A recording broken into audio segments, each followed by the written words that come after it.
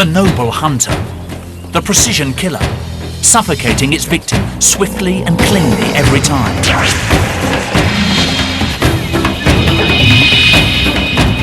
But is this squeaky clean image of the king of the beasts really true? We track one pride that goes in for a messier kind of killing, sometimes digging straight in, eating prey alive.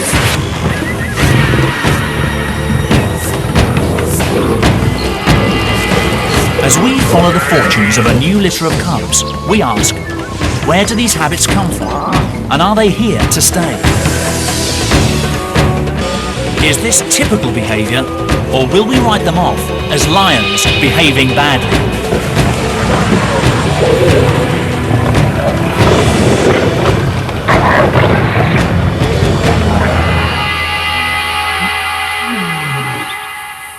It's a classic African scene. The lions look unruffled. The Cape buffalo, opponents built like tanks, size up for a dirty fight. Lions have developed what looks like the perfect kill.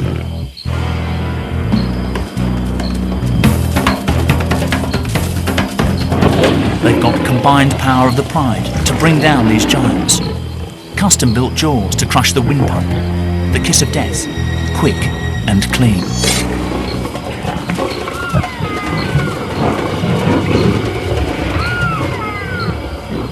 Textbook stuff. But in Makalola, Zimbabwe, one lion family seems to play by different rules. When these lions kill, they cut corners.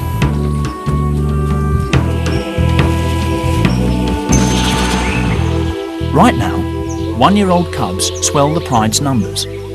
Unusually, 7 of the 8 babies are male. Could this be a clue as to why this pride hunts the way it does? In the pride, it's the dominant male who pulls the strings. But for all the lions living here, the buffalo are the key to survival. Smaller prey just isn't going to provide enough food for a lion pride of this size.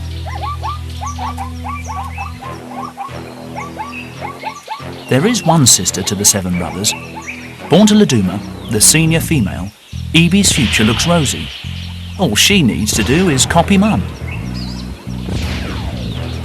But Laduma is set to have a harder job training her sons in the art of the kill. 2 sons already look set to shine. Malu has brawn, while Kimber has brains. Together, they could really stir things up.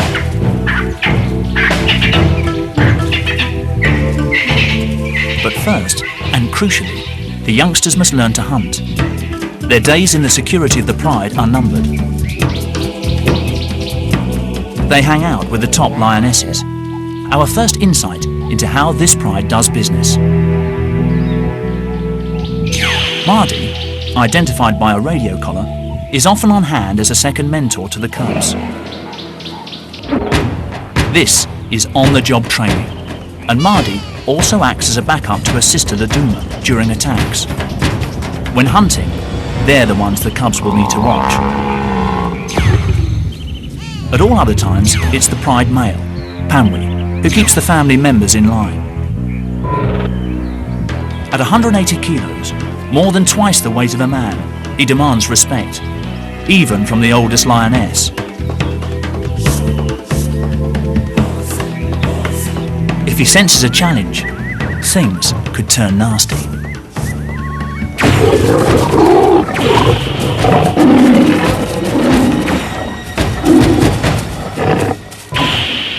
Pamwi's been in charge for nearly 3 years in this part of Zimbabwe's Wangi National Park. His territory, thick scrubland in the Makalola Depression, supports especially large herds of buffalo. The cubs will have to learn how to take on animals weighing 4 times as much as a lion, with tempers to match. As the cubs mature, they get a chance to take part in a proper hunt.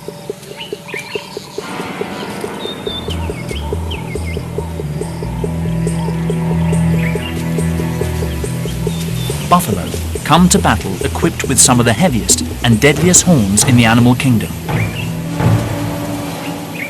Lesson number 1. Know how to pick the easiest target.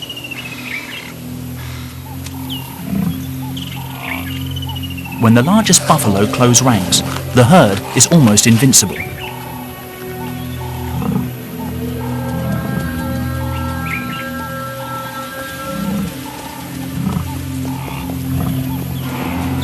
Laduma takes the lead. She's always up front. But how will the rookies react to the buffalo front line?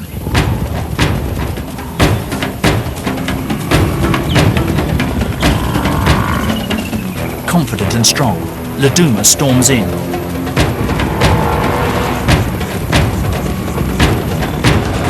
She's got a calf in her sights.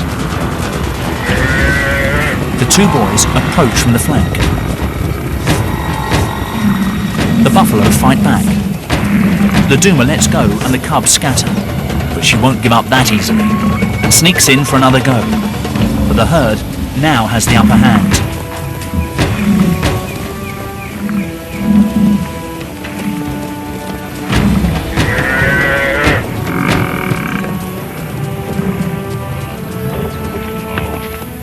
The cubs' first practical lesson ends in a reality check.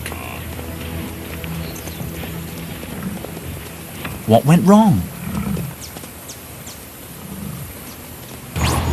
It all started well. Laduma grabbed her chance. A calf, isolated when the herd panicked.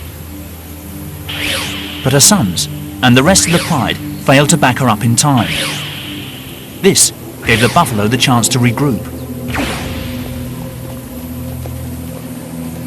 In the end, the lions were outmaneuvered by their prey. Strength in numbers and team play won the day.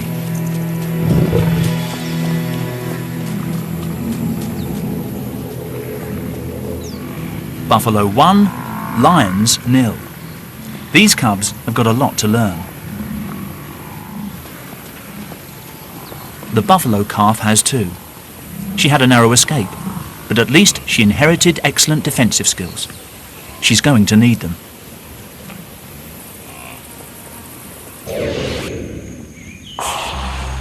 Three months earlier, she spent a few hours as a helpless newborn.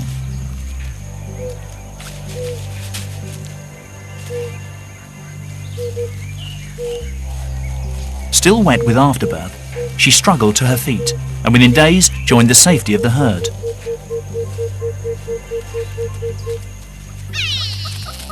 She'll have to use all her natural-born resilience to survive the lions of Makalolo.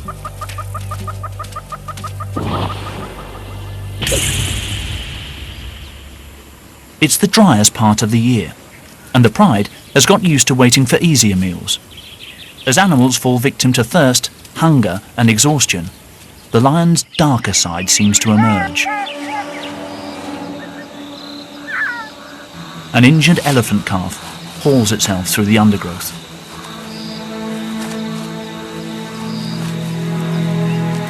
Noisy enough to attract attention. The wrong kind of attention. It looks like the end of the road for this baby. Earlier, a pushy buffalo herd unsettled an elephant family at a waterhole. In the stampede, the calf panicked, fell and was trampled.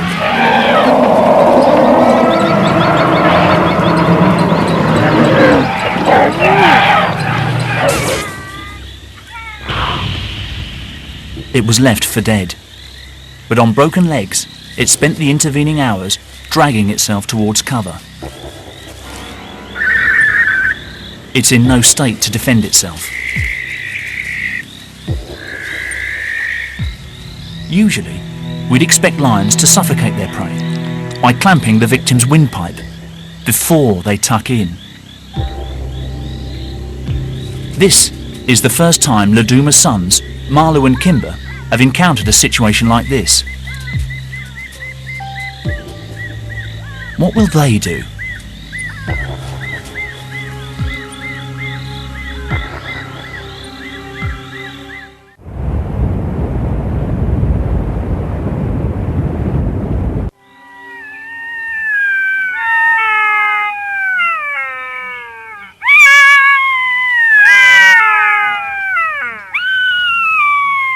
dawn reveals the events of the night before.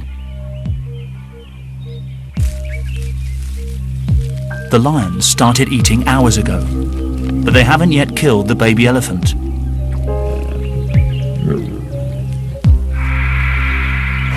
Although still alive, it barely moves. Trauma has probably pushed it into a semi-coma.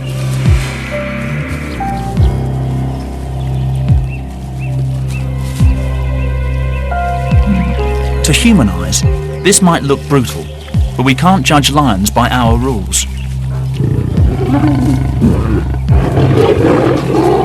Young cubs like Evie, Marlu and Kimber must follow the ways of the pride. They just copy their elders.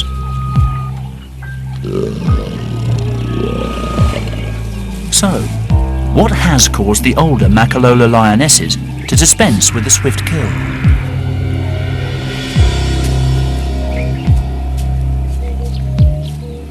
Maybe the clue is in the victim's behaviour. This baby elephant didn't put up a fight. It's a quick, clinical kill only necessary to subdue a struggling victim. The calf died sometime later. But the pride's movements after this might reveal what's behind their unusual behaviour. They left and returned to the carcass several times. To leave a meal unattended like this suggests they don't have rivals for their food. In the heart of the territory defended by Pamwi, Laduma's family lives unchallenged.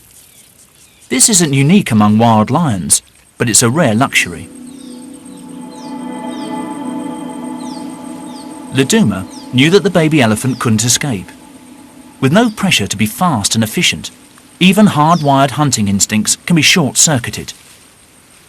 Who wouldn't save their energy, given the opportunity? Their instinct to sleep for up to 20 hours a day, though, seems right on track. More clues about why these lions kill the way they do are found all around. Although Wangi National Park is largely a wilderness, man-made boreholes were sunk in the Makalola area to help the wildlife get through the dry season.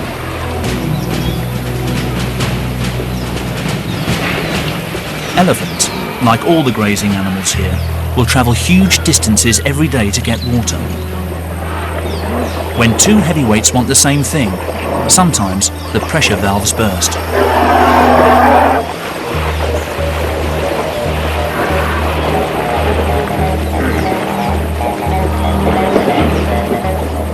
With this steady stream of drinkers coming through the lions' territory, it makes sense that the lions have adapted their hunting methods to make the most of the bounty. But the question for the cubs is this: was eating an animal alive just a one-off, or are they likely to make a habit of it? Night. Pamwi's pride has woken up and is on the hunt again. More training for the cubs. Laduma is yet again the linchpin. It's not unusual for adult females to do most of the work during hunting, but tonight, she has an even bigger job. Marlu's strength and Kimber's wit have improved, but to make their contribution count, their mother needs to show them something new.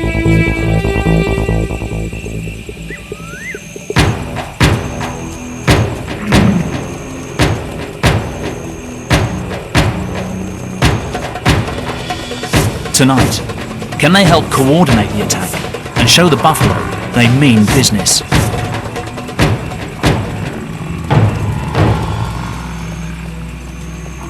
The calves, small and vulnerable, are kept at the centre of the herd, out of the firing line. Even for a lion, this huge wall of living flesh is formidable, and they lose their nerve.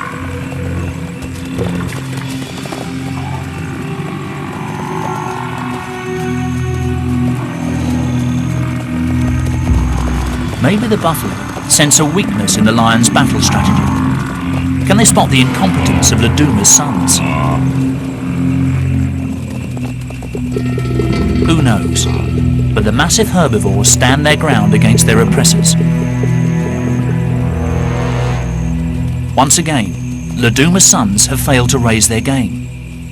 Such a sloppy approach would leave most young males with a hungry and desperate future ahead of them.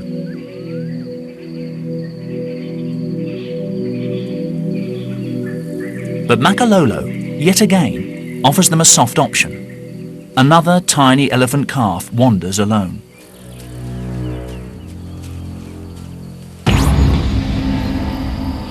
Born only a few weeks previously, he's been abandoned by his herd. Newborn elephants are prone to attack, and sensing danger, his mother and concerned aunts try to push the calf to its feet.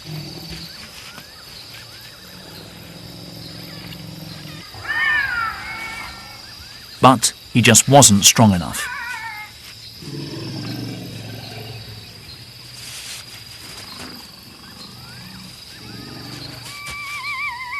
His family stuck with him at first, but eventually had no choice but to leave him and let nature take its course.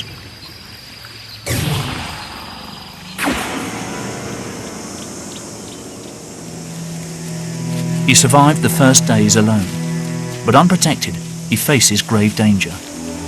The pride has picked up his scent.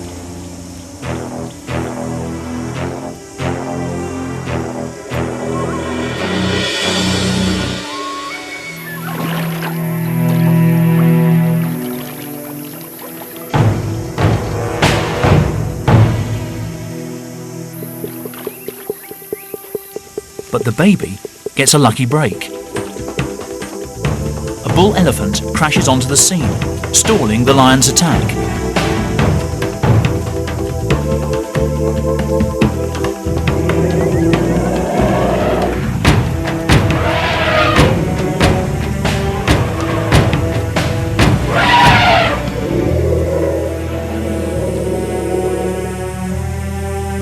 They wait to see what will happen next.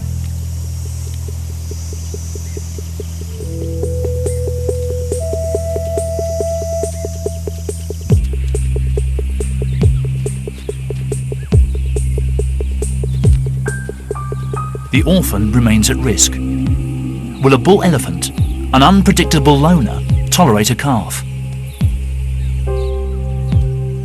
They seem to form an unlikely alliance.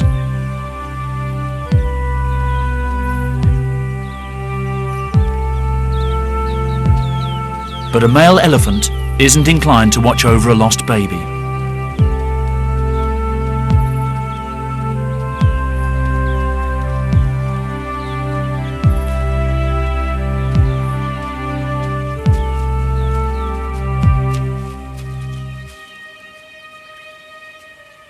Their companionship can only last a few hours. The calf stumbles on alone.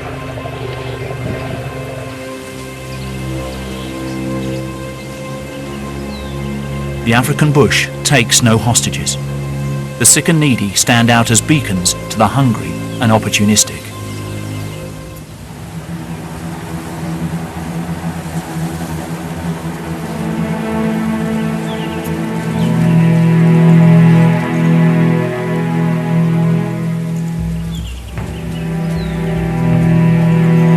The vultures are already here. Predicting impending doom is their speciality. Trumped by nightfall, they must wait for another day.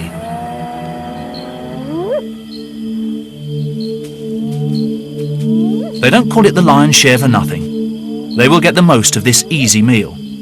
And dehydrated, probably traumatized, the baby elephant gives up the ghost, sparing itself from a more gruesome death. Malu and Kimber, now juveniles, don't know it, but this will be the last time they feed so easily. They've got competition. Little do they realise that their mother, Laduma, is pregnant again. Malu, Kimber and their 5 brothers will soon need to think about moving on.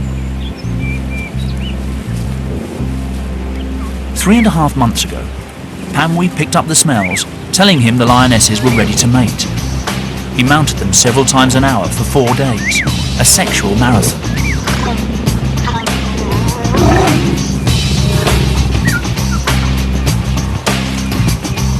The birth of a new litter will mark a turning point in the lives of Malu and Kimber. With more mouths to feed, it's crunch time. The extra competition means life will get tougher from here on in.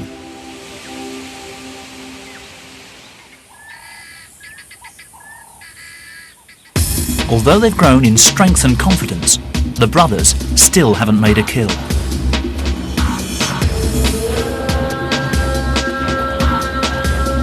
The time for lessons is almost over. Perhaps sensing that they need a game plan, they give their mother some proper backup. It's a turning point for the boys.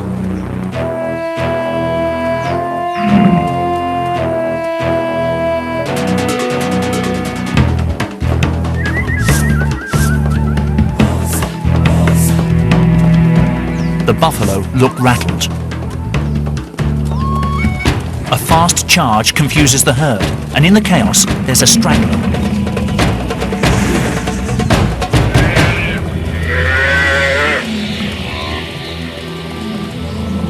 But two young guns have narrow odds against a buffalo army. It's time for all the brothers to get involved. By spreading out to create a buffalo front line, a standoff ensues.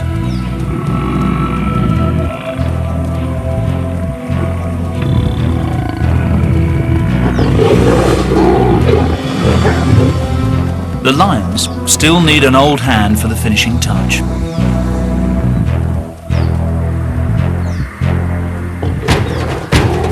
This time, it's their aunt, Mardy, who backs up the boys.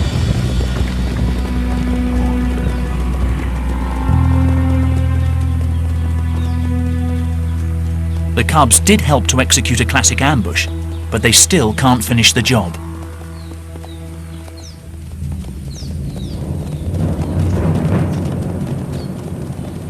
The rest of the buffaloes have sensibly backed off. So Laduma takes this opportunity to teach her sons another crucial lesson. Instead of quickly suffocating the calf herself, she lets it go for the young males to kill. With this opportunity suddenly thrust upon them, the cubs seem confused, lazy even. It's like watching a domestic cat playing with its food. Are these lions simply not hungry enough to make a kill? It's highly unusual to see a lion hold back its killer instinct. Even Mardy has a casual approach to the kill.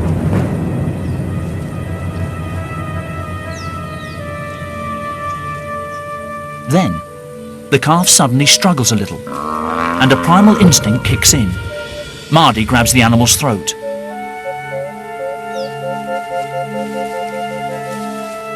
A little sustained pressure and the calf will suffocate. But she doesn't see it through. Is Mardy hoping the cubs will come back and have a go? Or is she too suffering from the same laid-back attitude towards killing? Even faced with the wrath and weaponry of the Cape buffalo, can they simply not be bothered to learn to kill in the classic way?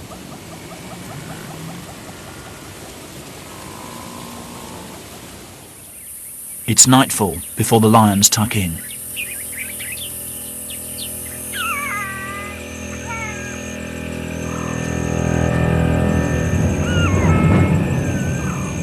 Round here, death does not always come quickly.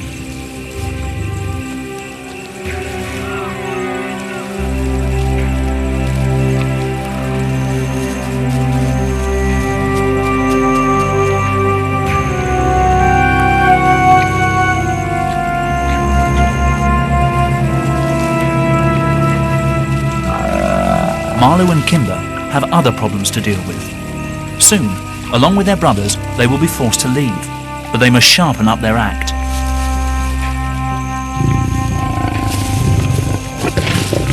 Family dynamics are changing.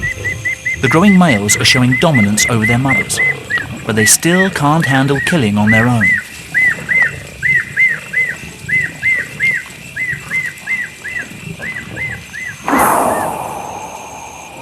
In lion society, dominant males rarely make the kill when with the pride, but they usually monopolise the meal. Panwi turns up right on cue.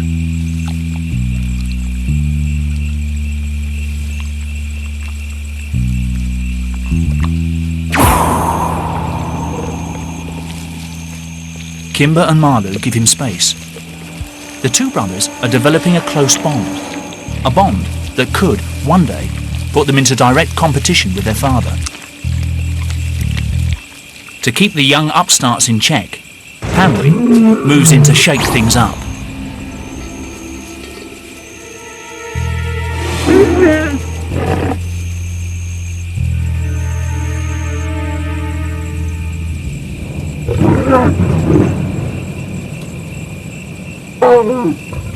Pamwi's grown-up cubs now crowd the carcass, so he turns on them.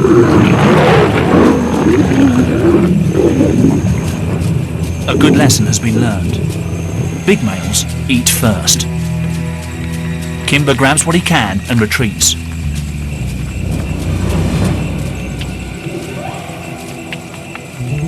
The new litter of young cubs gets preferential treatment. From now on, the adults will look out for them.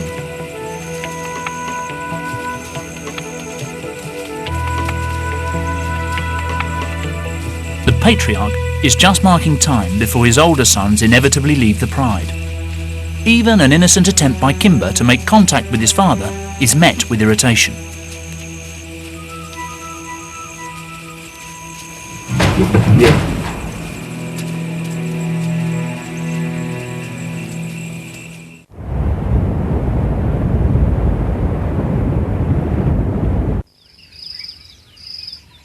Tensions within the pride simmer on into October. Then, the Makalolo heatwave begins.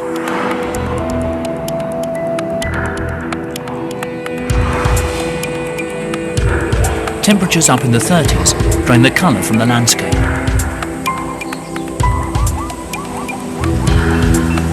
Dust storms sweep through, and even the man-made boreholes dry up.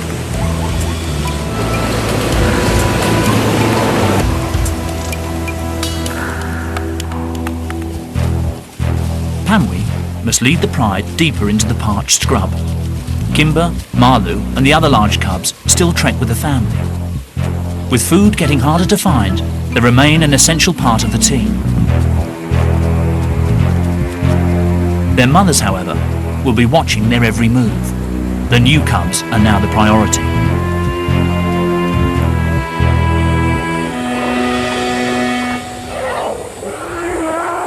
At what's left of the waterholes, thousands of feet and hooves churn the mud into a potential death trap. Adult elephants indulge in the usual skincare routine, but for a baby, it's a new danger.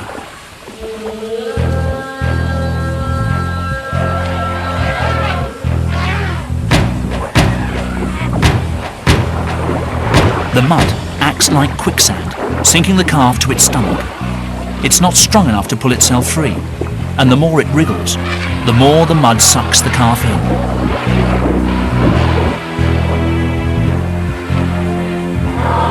The elephants in this area have already lost 2 calves.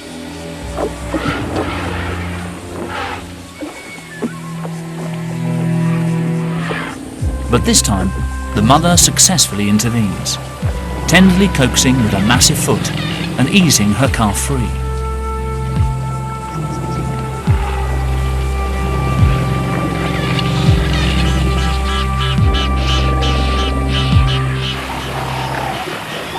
The mud is a real menace.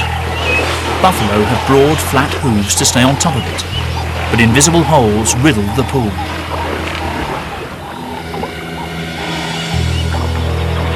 Once you slip in, the mud draws you down further.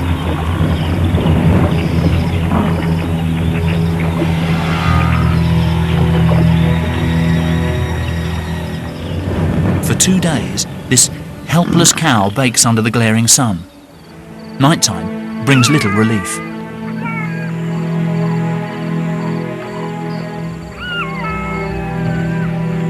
Jackals become constant companions. They're waiting for the surface mud to harden and create a pathway to the feast.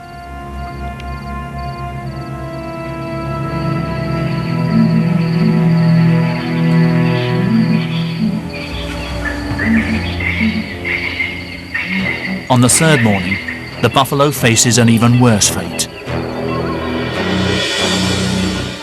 the Makalolo pride turns up.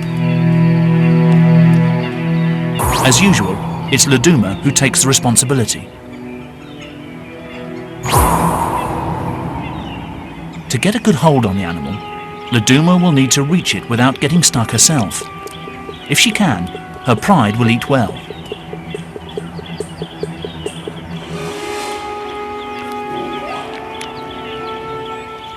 Mud makes lions nervous, so she cautiously edges over the sun-baked crust.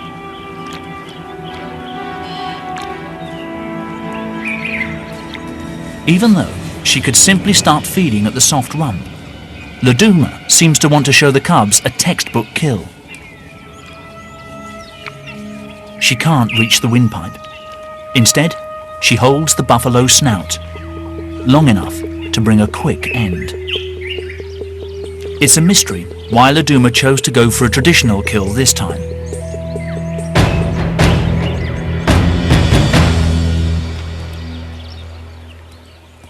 But she set a new example to her cubs and shown them that they need to take every situation on its merits and think on their feet.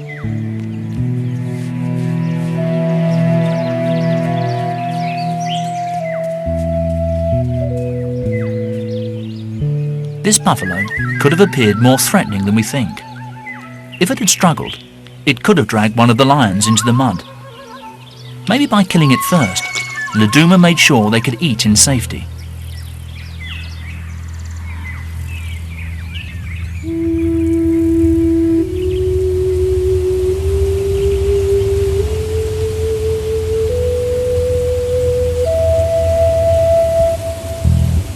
The juvenile lions have bought some extra time by feeding on animals already weak from the hardships of the dry season. But for Kimber and Marlou, these lazy days hanging out with their mother and relying on her to provide their food are numbered. Nearly fully grown, the boy cubs have huge appetites and growing aspirations.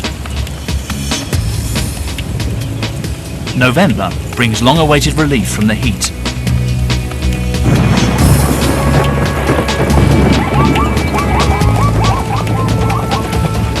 Five millimeters of rain falls every day for weeks on end.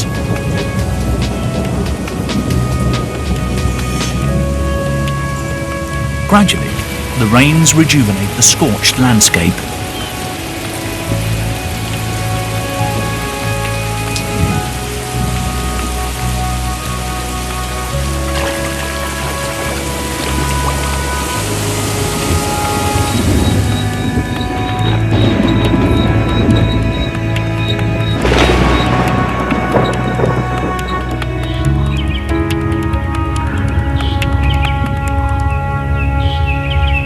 Animals that laid low or stuck closely to whatever water they could find can now roam again to feed and breed. The annual baby boom has arrived.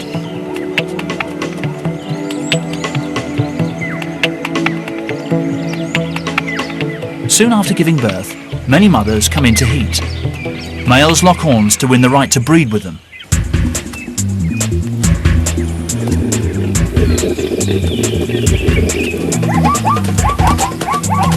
Zebra males lash out, nipping each other and kicking with their powerful legs. But one zebra mare stands quietly by. Her stillborn foal has lain dead for over 24 hours, but still, she continues to watch over it.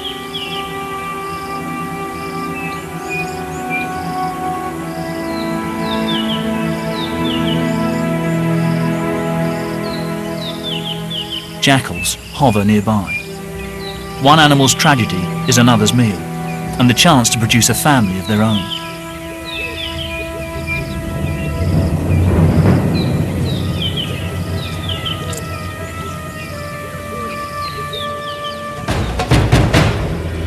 The rains bring abundance in Makalolo, but also upheaval.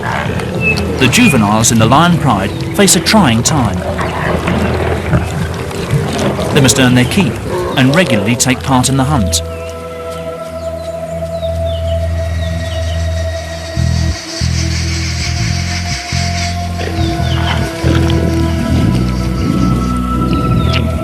The new litter has grown fast, and now Kimber, Malu and the others find even more competition around the kill.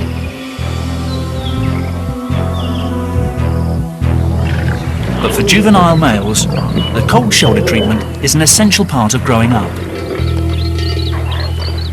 Instinctively, they know not to fight for their place, and they know their father well enough. He would stamp out any challenge to his authority. But after the meal, the family fault lines temporarily close over, and they enjoy a bit of quality time. The young cubs are catching up fast, and the lionesses have their work cut out.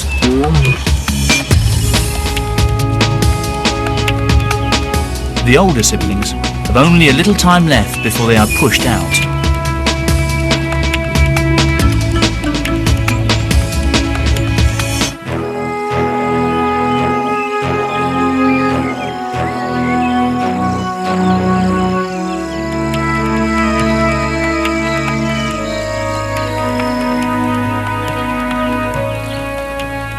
Increasingly, the adolescent gang rests up away from the main pride.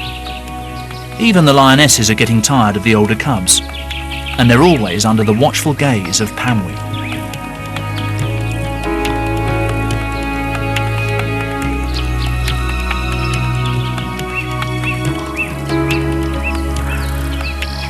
Such a formidable coalition. 7 new males who could one day threaten Pamwi's status as Lord of Makalolo. Their success will depend on their friendship. Even without their siblings, Kimber and Malu could form a double act and would offer stiff competition to their father for access to females and to hunting opportunities.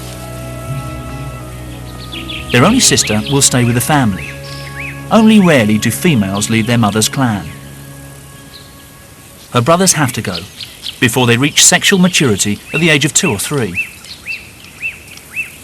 And round here, they will have to hunt buffalo in order to have any chance at all. Kimber and Malu face a dangerous and unpredictable world. They will have to cross countless other territories. Neighbouring pride males will be ready to defend their turf to the death. With their manes starting to grow thick and new surges of testosterone coursing through their veins, it won't be long before they want to go. Let's hope they've learned enough to take on new rivals.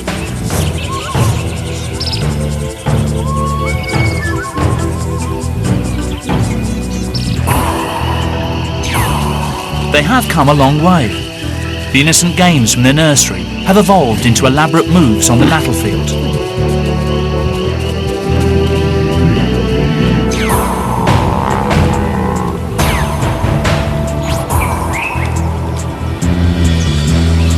It's taken months of trial and error, but finally, Kimber and Malu and the rest of the brothers rise to hunt as one. And today, suddenly, everything seems different. They are seeking the ultimate challenge, and this time will tackle it in their very own way.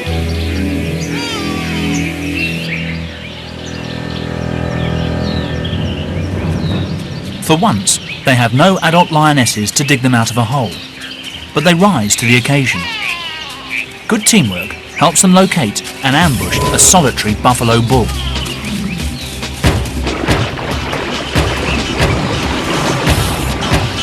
The old bull knows lions hate getting their feet wet.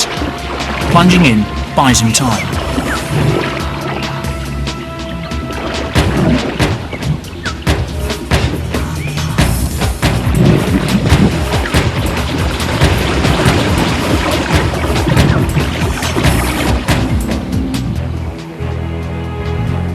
Malu courageously wades in.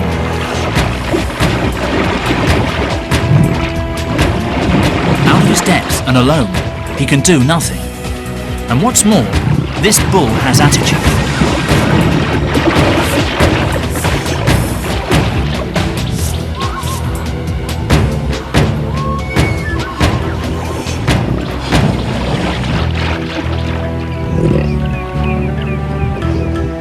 But Malu and his brothers don't just give up anymore. They've grown in maturity and in patience. Working together, they prove they can cope on their own.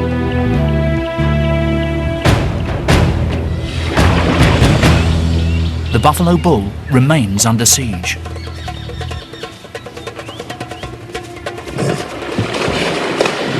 The lions play safe, rightly so. A false step and they'd slip into the spearing range of one of those deadly horns.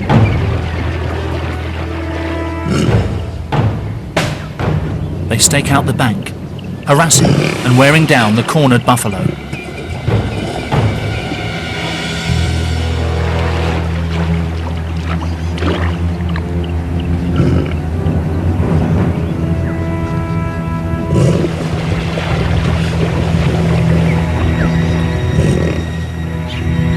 Despite their persistence, there's a last-minute hitch.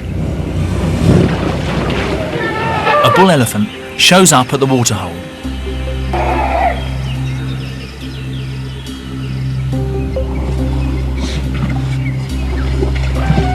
It's a distraction, which the buffalo seizes as a chance to escape.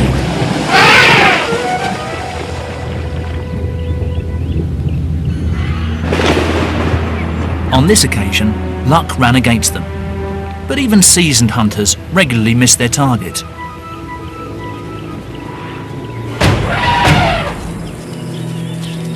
The elephant may have thwarted their attack, but the experience undoubtedly sharpened their wits.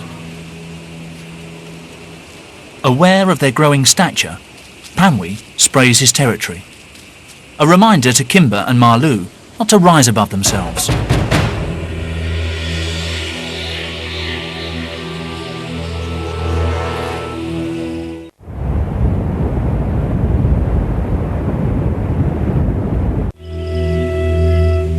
The good times are over. By June, everything dries up again.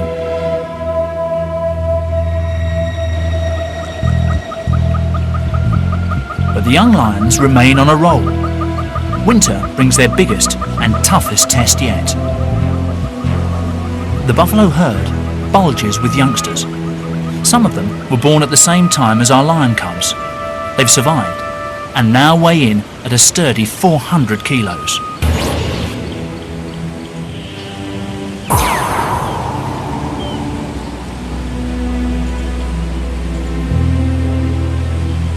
More muscle to strengthen the buffalo line of defence.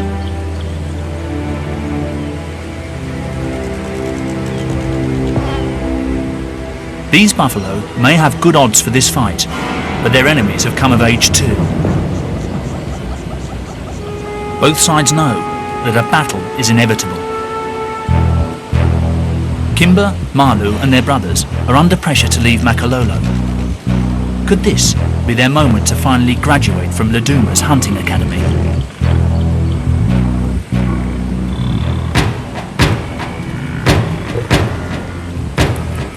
Laduma does what comes naturally to her and spearheads the attack.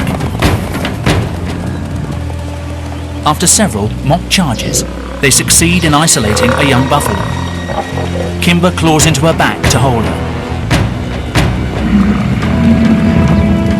The adult buffalo turn back, but the lions remain focused. Staying well away from the sharp end, Malu and Kimber finally help Laduma bring the animal down.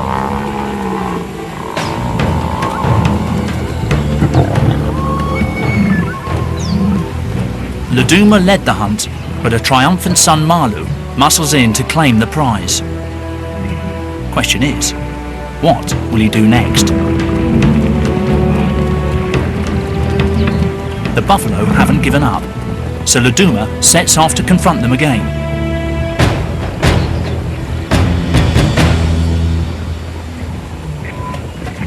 She successfully holds them off, buying her sons more time. Although the cubs have been a great help, it looks like the final responsibility still falls to their mother.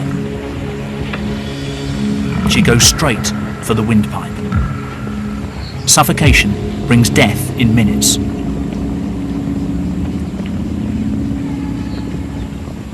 For these cubs, it looks like they won't learn to finish their prey off until they've left home and are forced to do it for themselves.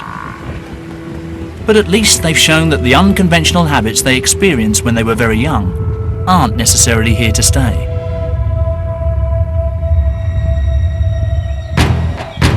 Under intense pressure, this new generation has learned what it takes to be noble, efficient killers. Just in time.